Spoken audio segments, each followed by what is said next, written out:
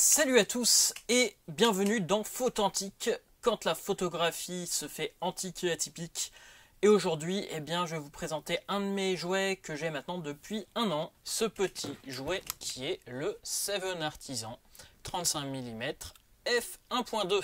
Ce petit jouet nous vient tout droit de Shenzhen. Alors on voit que l'artisanat chinois commence à nous sortir des trucs vraiment sympas. Avec toute une gamme accessible, cette marque recycle des anciennes formules optiques pour nous sortir des beaux petits objectifs. Ici, ce 35 mm avec une ouverture de f1.2, des objectifs avec f1.2. Ce sont des objectifs qui ont fait rêver toute une génération de photographes il y a quelques années, moi y compris, en pensant à tous les vieux objectifs manuels avec cette ouverture là, quelque chose d'inaccessible à l'époque où j'étais étudiant, puisque le moins cher des objectifs qui avaient cette ouverture là d'occasion, dans un état catastrophique, se trouvait au minimum à 400 €, alors qu'ici on va trouver un objectif qui ouvre à f1.2 neuf à un prix inférieur à 120 €. Donc c'est vraiment un truc super accessible et super intéressant. Donc les 35 mm, je vous en ai déjà présenté quelques-uns, j'en ai une petite collection quand même. Ça en neuf, c'est sans compter le 31 Pentax ou les 35 Pentax en M42. Je vous ai présenté au début de l'année ce petit Risseprès qui ne joue pas vraiment dans la même cour puisqu'on est à f1.6 et on est vraiment sur du truc bas de gamme à 25 €, 30 € avec la TVA. Et puis le TT Artisan f1.4 que je vous ai présenté lors du deuxième confinement. Donc objectif qui nous vient du concurrent direct puisqu'ils sont quasiment au même endroit, qui avait des résultats très sympas, qui ouvraient légèrement moins à un demi-diaph de plus. Alors pour présenter cet objectif, c'est un objectif qui semble bien construit. Les bagues sont douces mais sans aucun clic, elles sont agréables, mais par contre la progressivité de l'ouverture n'est pas linéaire, ça veut dire qu'on passe de f1.2 à f2 en tournant presque d'un huitième de tour, alors qu'on va passer rien de temps de 1.5.6 à f16, qu'il n'y a pas de clic sur l'ouverture, ce qui est un bien et un mal en même temps, c'est-à-dire qu'en vidéo c'est super pratique, en photo il faut faire attention, il faut regarder à quelle ouverture on est, parce qu'on ne sait pas forcément à quelle ouverture on est. Il a un look vraiment sympa, je trouve, que ça soit en gris ou en noir, même si j'ai une petite préférence pour le gris, mais apparemment ce look est assez clivant chez les photographes, puisque dans les forums, certains détestent et certains adorent. Seven Artisan a décidé d'être un peu plus classique dans la V2 de cet objectif-là. Dommage, puisque j'aime vraiment bien celui-là et je le trouve vraiment agréable à utiliser. Ça me fait vraiment penser à des vieux objectifs des années 50. Optiquement, nous sommes en face d'un dérivé du Zeiss Sonar de 1932, modifié pour passer sur un appareil photo de type APS-C, donc l'ouverture de 1.5 se transforme en ouverture de f1.2, mais tout en ayant un cadre image plus... On a donc un objectif qui est très bon au centre, même à f1.2, comme vous le voyez. Par contre, sur les bords, c'est vraiment pas terrible à pleine ouverture. Ici, monté sur Alpha 7 avec un crop des bords. Quand on ferme l'ouverture, ça s'améliore bien sûr jusqu'à f11 où on arrive à une image qui est nette à peu près partout sur tout le champ. Avant de parler du résultat, on va parler de la petite aventure qui m'est arrivée.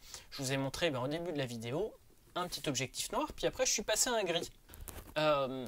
J'ai eu donc cet objectif noir l'année dernière, alors que j'étais à Belin-Bélier, et j'ai commencé à faire une série, puisque je vous ai dit, les objectifs à f1.2 m'attiraient vraiment, et j'avais vraiment envie de faire quelques ambiances de nuit où on voyait les étoiles. C'est quelque chose, même s'il faut monter en sensibilité quand il y a très peu de lumière, c'est bien d'avoir quelque chose de très lumineux, même si j'étais parfaitement conscient que j'allais pas avoir une qualité optique parfaite. C'était vraiment cet objectif-là, je l'ai vraiment pris pour restituer ce genre d'ambiance. Et donc j'ai commencé à l'utiliser sur la caméra, la Nex VG20, et puis sur mon Nex et sur mon Alpha 7. Et puis le deuxième confinement est arrivé, le déménagement, etc. Je l'ai repris donc début de cette année et j'ai même fait des prestations pro avec, sauf qu'en pleine prestation, heureusement à la toute fin, j'avais un autre appareil photo avec un autre objectif pour pouvoir continuer, mais impossible de faire la mise au point. Donc vu que j'avais commencé plusieurs projets avec et je voulais absolument faire une vidéo dessus, j'ai racheté cet objectif gris, bien m'en a pris très rapidement, même si je vous ai fait la vidéo sur le Risseprès. Cet objectif là en fait m'a manqué, je me suis vraiment amusé au début de l'année avec. C'est comme un de mes objectifs préférés où je commence une série et je peux pas la finir. Et donc j'ai pu l'utiliser sur d'autres prestations pro cet été et j'en ai été vraiment content. Donc voilà pourquoi pourquoi j'en ai eu deux. Celui-là, le noir, mise au point impossible, bloqué à 30 cm, donc quelque chose de pas très utilisable, parce que 30 cm f1.2, on a une profondeur de champ qui est absolument minuscule. Donc j'ai fini par acheter une espèce de ventouse pour pouvoir démonter cet objectif-là. Je l'ai démonté complètement, j'ai passé beaucoup de temps à comprendre comment fonctionnait la rampe de mise au point, même si au final ça me permet de comprendre le fonctionnement d'un objectif. J'ai aussi compris que pour les prochains objectifs que j'essaierai de réparer, il va vraiment falloir que je travaille avec des gants, dans un environnement vraiment propre, puisque là j'ai un peu sali toutes les lentilles en essayant de comprendre comment ça marche et de comprendre pourquoi ça marchait pas. Et au bout de quasiment 2 heures, j'ai compris tout simplement qu'il y avait une toute petite pièce qui se baladait au moment où j'ai démonté l'objectif. C'est une espèce de vis. Je ne sais pas où elle est placée sur l'objectif en gris, j'ai pas osé le démonter pour voir où est-ce qu'elle était, mais bref, ça peut se remplacer par une vis, et j'aurais pu le réparer sans le démonter, puisque c'est la vis qui permet de régler cette mise au point. Donc cet objectif-là a été réparé facilement, et ça me permet de voir qu'il n'y a rien de sorcier à démonter un objectif, même s'il faut faire très attention.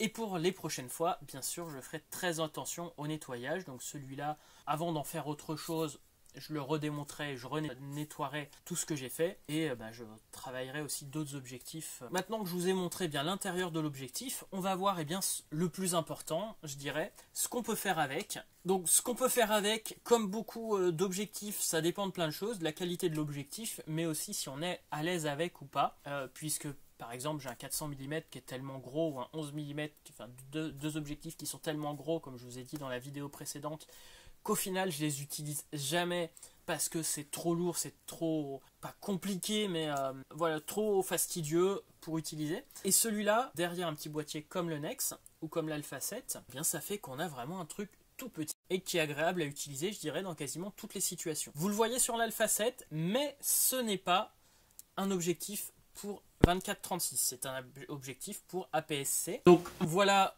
ici je me filme avec un deuxième objectif, ce 35 mm 7 Artisan, encore une fois, mais la version Pancake f5.6, donc avec quelque chose de complètement différent.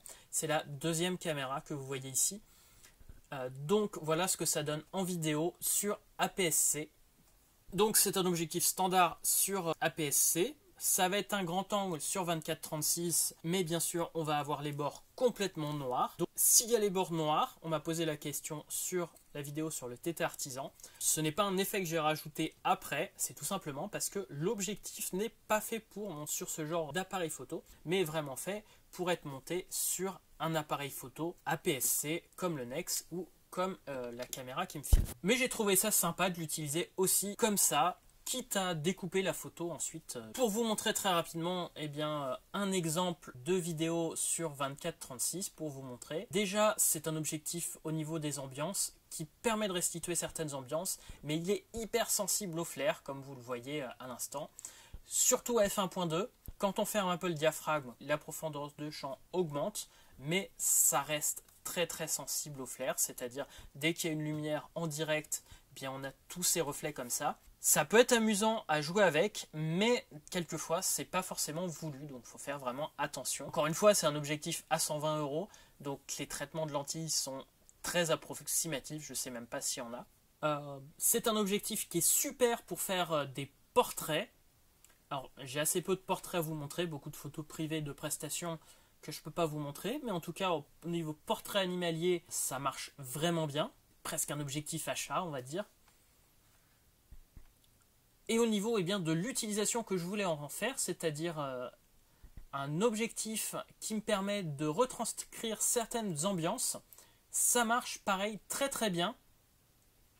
Ça retranscrit vraiment bien certaines ambiances. C'est vraiment un petit objectif atypique qui permet de dépasser un peu nos limites créatives. Et pour moi, ça reste un super truc si notamment on veut avoir des trucs originaux, et que ça soit en couleur ou en noir et blanc pour retranscrire certaines ambiances. C'est un objectif que je conseille malgré tous ses défauts, le flair, le manque de piqué sur les bords notamment.